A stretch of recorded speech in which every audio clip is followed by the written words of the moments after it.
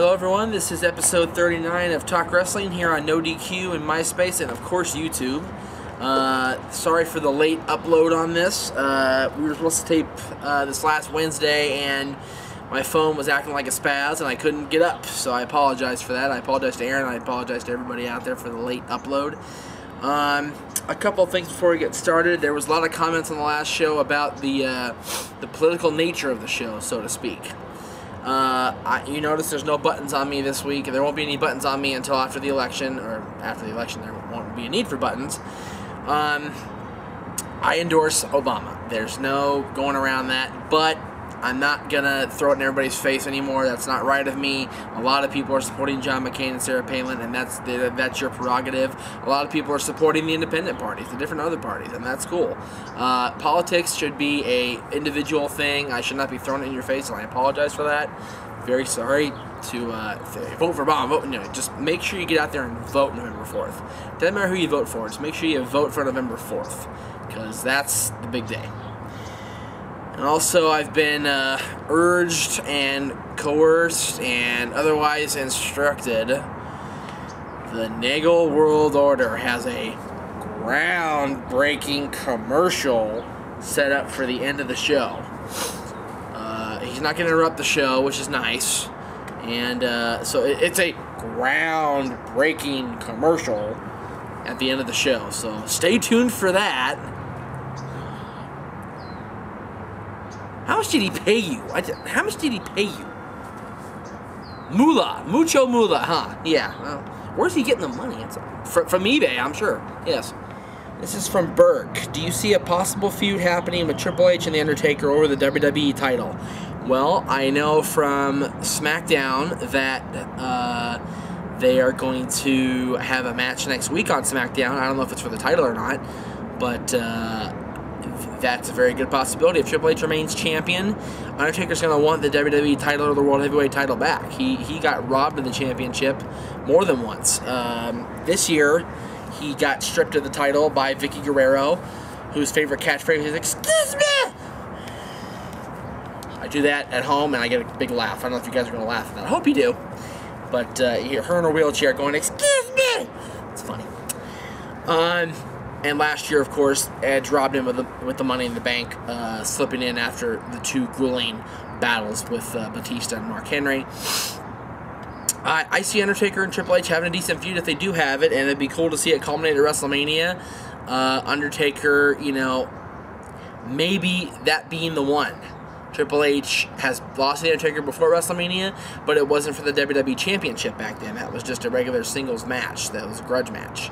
But Triple H may be the guy that finally beats the Undertaker. We'll see. South Jersey Rocks. Whatever happened to Joy Giovanni? Last I heard, she was back being a mom. She may have done some acting after WWE.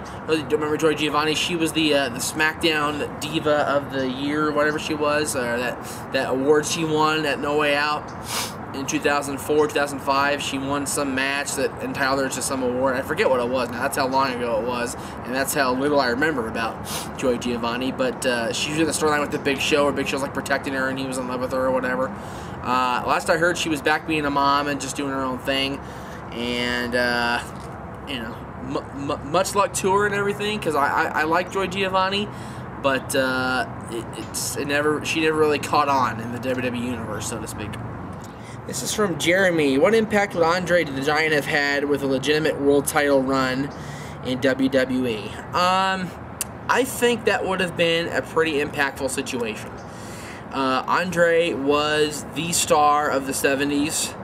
And deserved to be world champion, in my opinion, long before he got that 2-minute reign that he did as WWF champion in 1988. But, what do you do with a 7'5", 500-pound guy once he's champion? You can't, nobody would be able to beat him. Hogan did the impossible. Hogan did the unthinkable. Hogan beat the Giant. Hogan body slammed the Giant and pinned him to retain the WWF Championship. That is unheard of. That was unheard of back then. So Andre being the champion would have been very impactful because they would have thrown everybody in the company at him, in my opinion, and nobody would have been able to stop him until Hogan got to him. Hogan beating Andre would have been impactful. Instead of Hogan being the Iron Sheik, I think that would have been much more dramatic if Hogan was finally the one to topple the Giant and become champion, as opposed to Hogan retaining the title over Andre. But, that was the booking strategy back then. Hogan was the man, and they wanted to showcase him as the man. This is from, I guess it's supposed to be Biohazard, but it's spelled B10H4Z4RD. But it's supposed to be Biohazard, I guess, spelled a cool way on MySpace. So, very good. What do you think will happen, Mr. Kennedy, if he is released by WWE or if he goes to TNA or however you think it's going to work? I don't think Vince will release him. I think that he'll come back from injury and he'll be hopefully better than ever, because Kennedy has been very injury prone the last couple of years since he joined WWE, as a matter of fact, and went to the main roster. It sucks, because Kennedy's one of my favorites, and he keeps getting his butt whooped. He keeps getting hurt at some point, and all the momentum he carries into his feuds and into his storylines gets crushed, and he just has to sit on the sidelines and watch. He was part of the campaigns. He was part of the conventions when they had the conventions earlier this year, later part of the summer, and it was cool to see him and Mickie James getting out there, rock the vote, and smack down your vote with Josh Matthews, who you don't see very often, but it was cool to see those three. And we have birds chirping in the background, more noise, but that's okay. No more bugs, because I'm in an area where there's not a whole lot of bugs bugging, because last week you guys were really on that. I apologize for the bugs, but when the bugs fly up your nose, you gotta itch. It just works that way. I'm sorry. This is from King E. Have you ever heard of a wrestler named Anton Levy? Levigh. I have not, actually. I was going to look him up, and it slipped my mind, to be honest with you. It sounds vaguely familiar, like I may have heard it at some point in my life, but I don't really know. If anybody wants to send me information on Anton Levy, ANTONLEVIGH, you can go to jdmeach1@yahoo.com for my email, or myspace.com/JeffMeacham. If you're watching this on my MySpace, then you know. If you're watching on YouTube, there you go. If you're watching NoDQ.com, there you go. I don't know who Anton Levy is, but I would like to know more about him, and I'm too lazy to look him up because I'm that bored and I have a kid and I have better things to do. So give me some information, let me know. What will happen with TNA referee Shane Sewell, the one who keeps getting, bumped or whatever, and he goes crazy and starts attacking?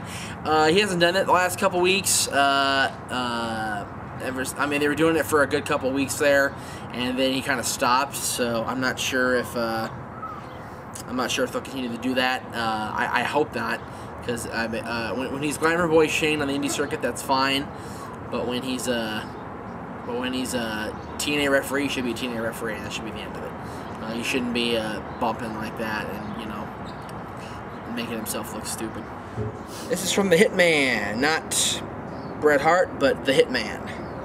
What was the better Shawn Michaels Bret Hart match, the ladder match or the Iron Man match? Ooh, I feel very uninformed and very caught off guard by this, because I've never seen the Shawn Michaels Bret Hart ladder match. I know Aaron has a ladder match DVD, and if we had time, I could have borrowed it from him, and I could have watched it and made a proper judgment.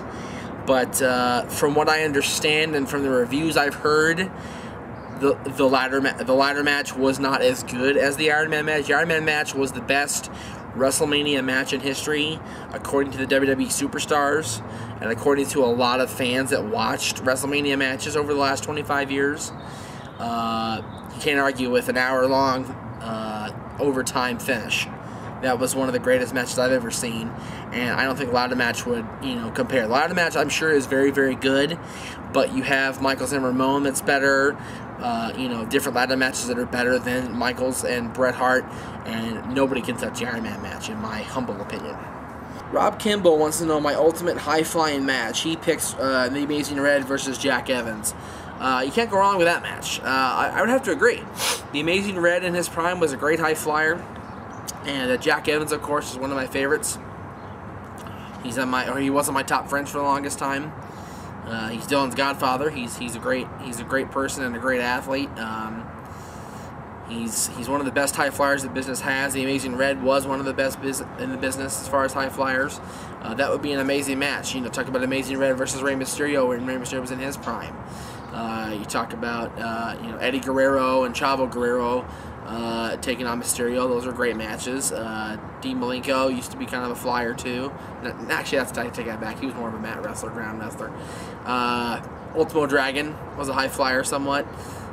You know, just any of the high flyers you saw in WCW, Juventud Guerrero, or in ECW. You know, Rob Van Dam. How about Rob Van Dam against Amazing Red? How about Rob Van Dam against Jack Evans?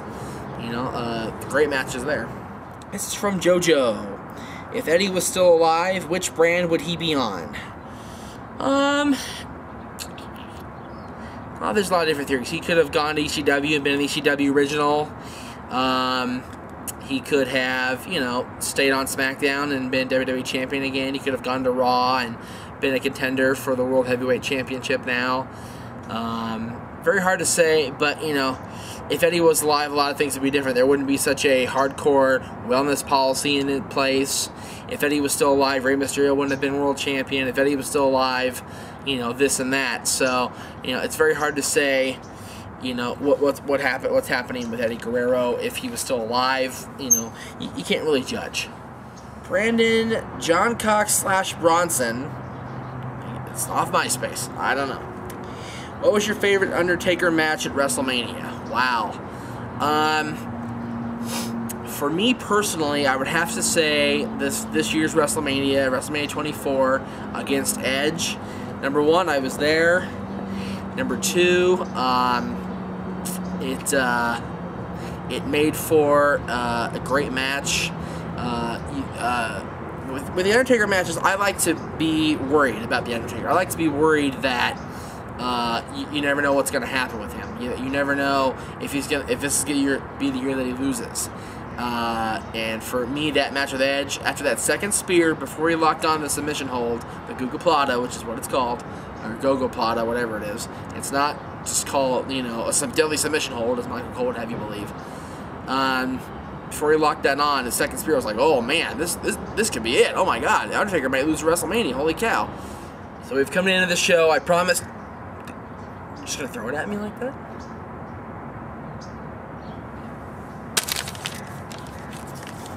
This is Mike's handwriting.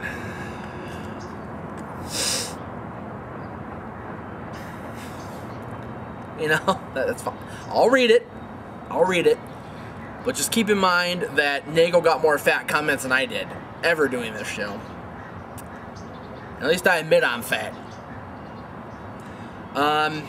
Before I get to this, I promised, because the last time he interrupted the end of the show, I didn't get to respond at the end. This time, we're going to come back after the Nagel's commercial, and you're going to hear my personal response. The following is a groundbreaking announcement from the Nagel World Order. Why is it groundbreaking, you ask? Because Jeff Meacham literally breaks the ground. Enjoy! The following announcement has been paid for by the Nagel World Order.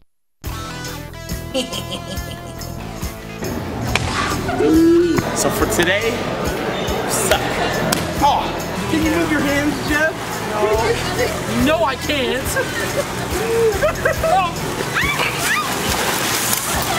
You see toy room? Doesn't that look so good, though? Doesn't it look good? This is Happy Bolt. We wish you a Merry Christmas and a Happy New Year. See how it is? Oh, jeez. Oh, thank you. I've taken more bumps than today.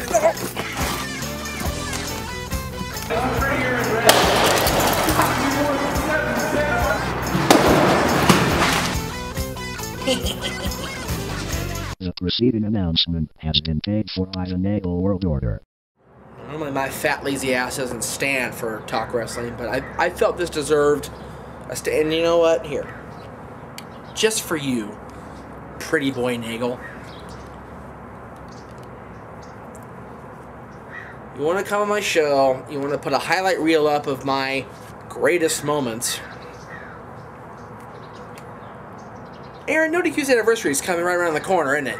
November 8th. November 8th, 2008. 10 years of WWF, WCW, The Mayhem, and of course, No DQ. We got No DQ CAW coming back for one night only. I feel I'm still the rightful champ. Aaron disagrees. Email him, let him know who you want to be the champ for that big defense or whatever I'm doing. Whatever anybody's doing.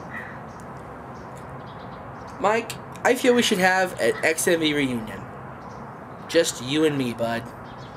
Because the last time you were on the show was in early January 2006. You left me, Lee, and Josh high and dry for 6 months. Because you wanted to be a little bitch and run away from the show. So, I'll tell you what. Come to the anniversary taping. I'll be there. I hope you are too. For NoDQ.com, for MySpace.com/Jeff Meacham, and for YouTube.com/NoDQCAW, episode 39 is done.